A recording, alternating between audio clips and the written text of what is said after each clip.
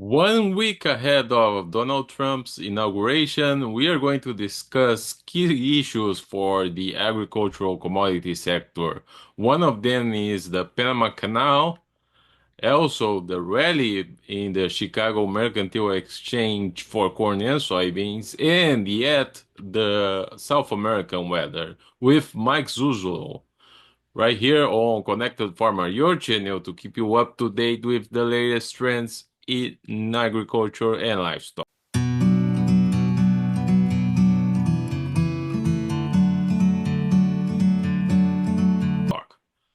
So, Mike, before we jump into the rally that we had last week with the USDA numbers, I think we can talk about the Donald Trump's inauguration and all of this talk about taking back the Panama Canal.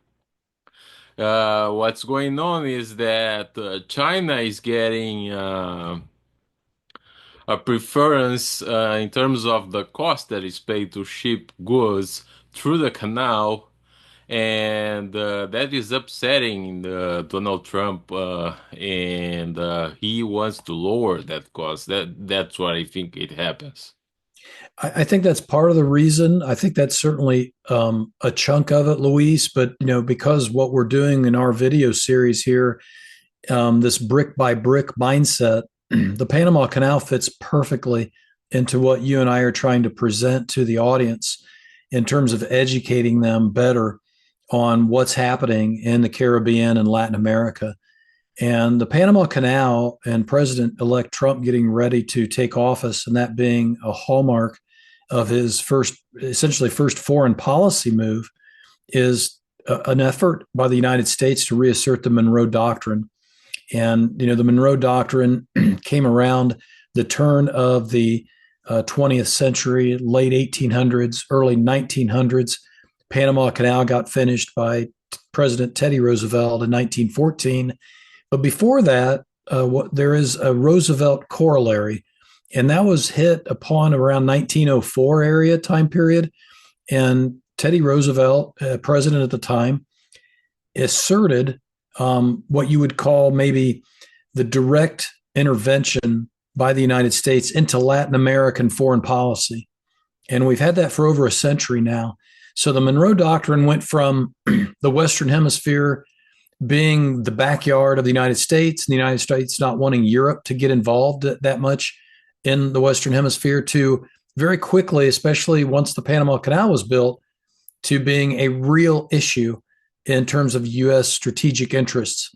And there is a true strategic interest, not just a trade tariff preference, volume, size, preferential treatment that China gets, as you talk about. Back in 2022, the head of the United States Southern Command, and this is a Newsweek article that was put out earlier this year, late last year. This was back in 2022. She wrote the following. This is the head of the U.S. Southern Command, the U.S. military, not any elected official, certainly not President Trump. I was just in Panama about a month ago and flying along the Panama Canal and looking at all the state-owned enterprises from the People's Republic of China on each side of the Panama Canal. They look like civilian companies or state-owned enterprises that could be used for dual use and could be quickly changed over to a military capability.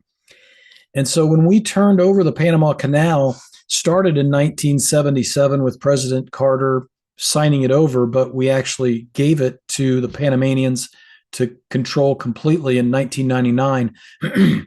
That worked very well with President Xi from China, his Belt and Road Initiative, and this new Silk Road. But it's a strategic Silk Road as much as it is a maritime trade or overland trade Silk Road. So his BRI project is both strategic in terms of expansionism and having more say in world affairs. And I think this is the reason I'm going into so much detail, is that's what our brick by brick, conversation is about when we talk. You're the Latin American expert. I'm the American expert. But we really need to understand that a lot of what President-elect Trump's doing has a lot of truth to it in terms of foreign policy. And he's not the first person to set the stage for a potential conflict, either militarily or through trade practices, to get our reassertion of our authority, especially in the Western Hemisphere.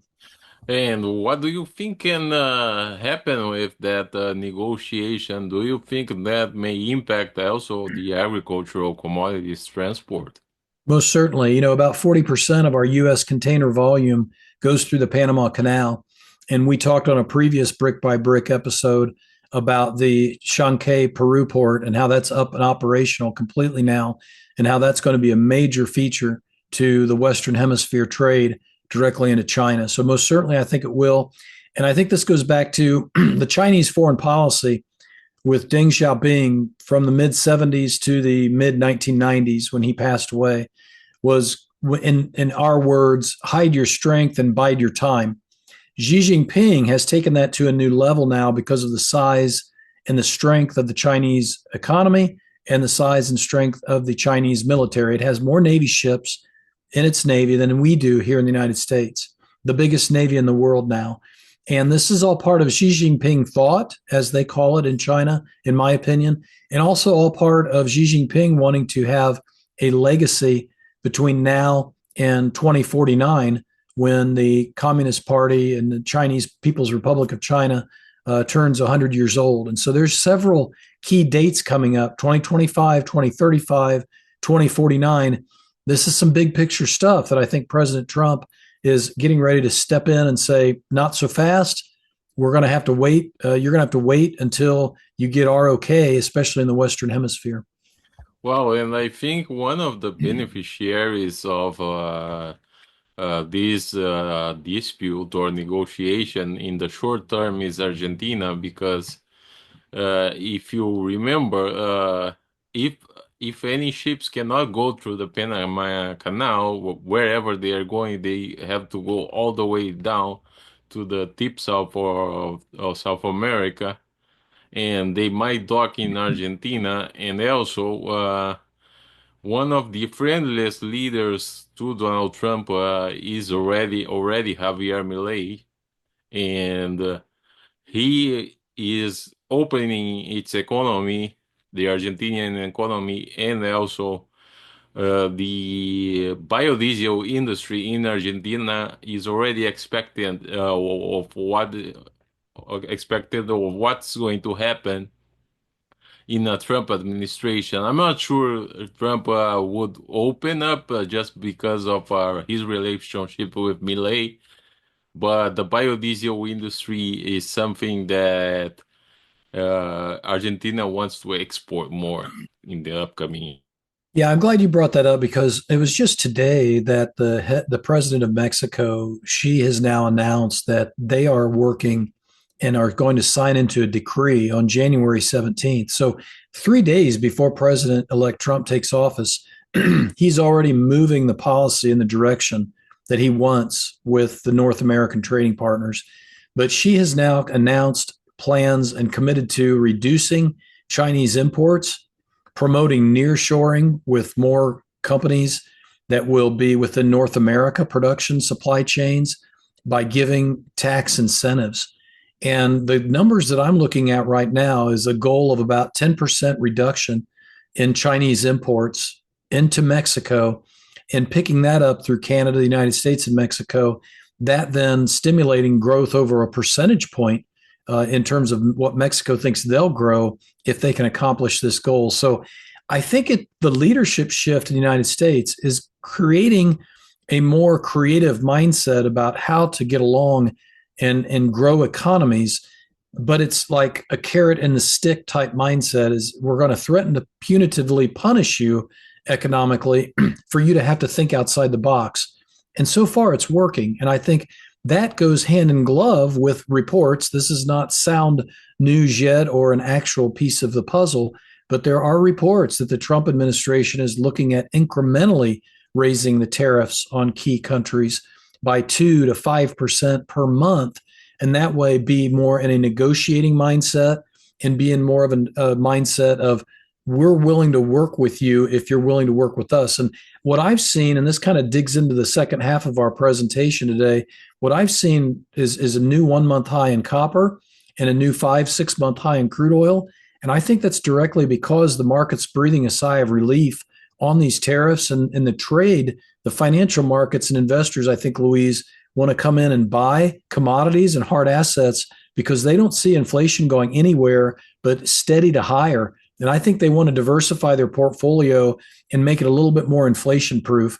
They weren't willing to do that though because they were worried about these tariffs, these massive 20, 30, 40, 60% tariffs on our major trading partners. But now it seems like they're willing to stick their feet in the water a little bit. Yeah, so before we jump specifically into the USDA's report of last week, we had news about dryness in Argentina and parts of southern Brazil. And we are expecting rain for the upcoming weeks, but it's still the size of the both Argentinian and Brazilian crop still unknown.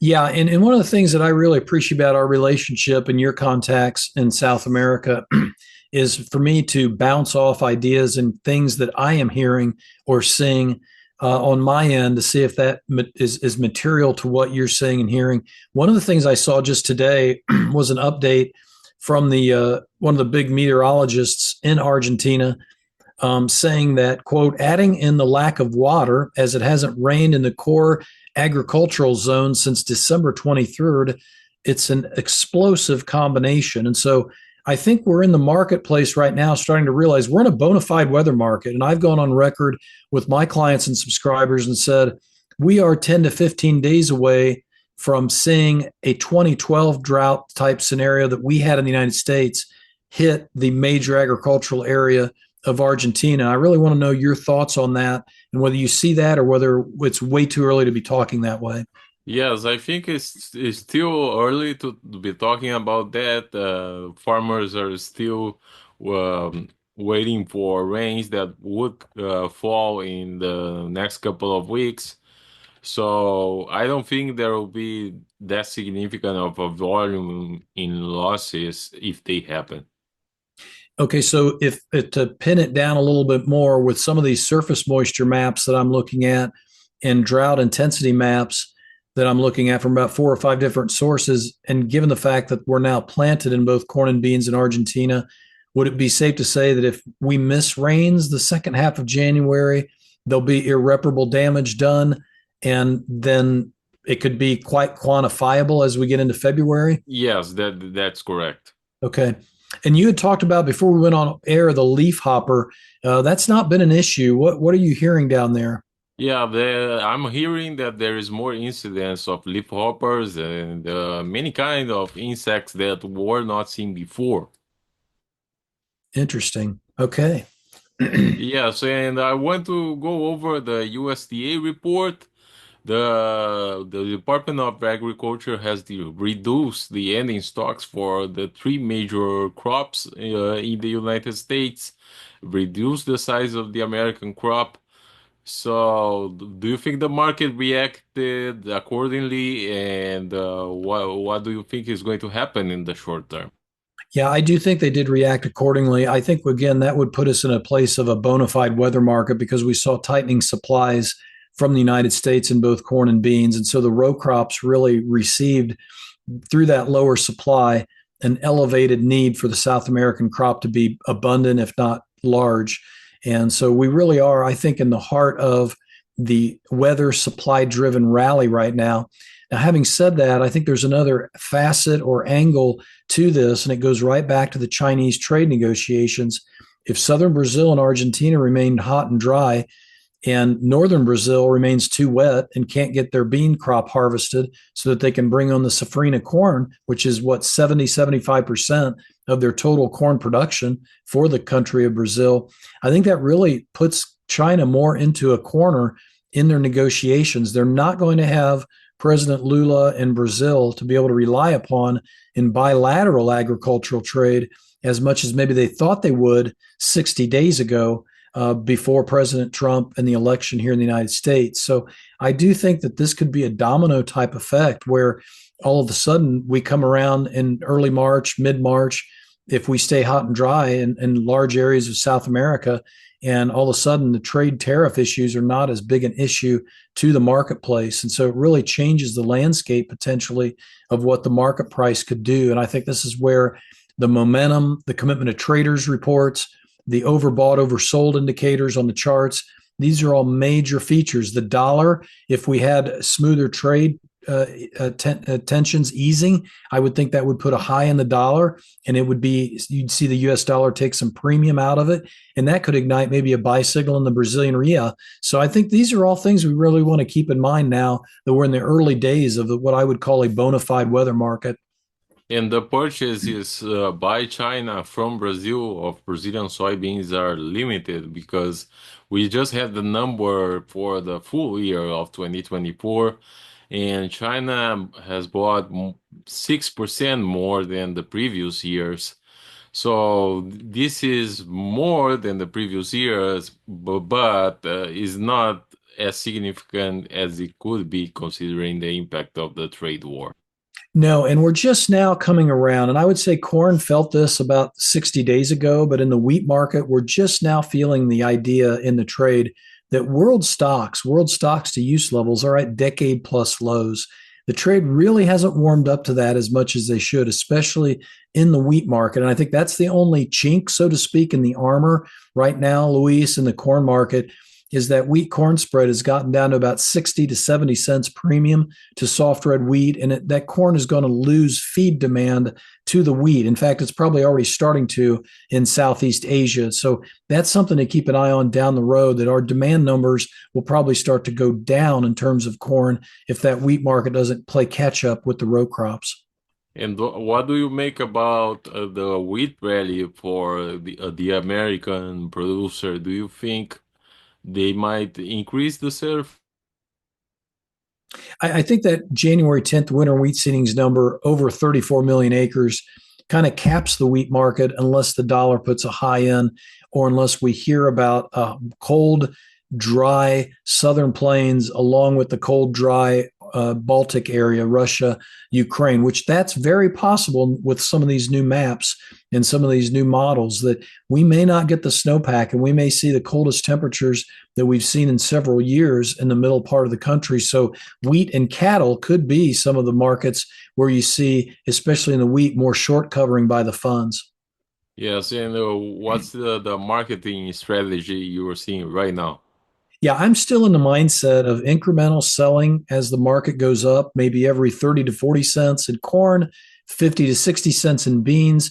If we would take November 25 beans to $11, it'd be hard for me not to do a good chunk of hedges and then figure out a way to reown them in either known cost or something with a tight stop down the road. But I really want to get the profitability locked down in 2025 because we still do have a very sharply higher dollar. We still do have a lot of questions about the trade. And most importantly, I do not see any healthy signs coming out of China at this point, other than some small, like loan business. New loans came out and it was very strong, beat trade estimates.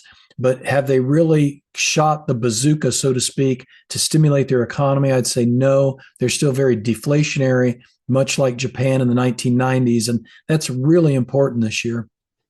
This is Mike Zuzolo, president of the Global Commodity Analytics. He's based in Atchison, Kansas. Thank you. Thanks, Louise.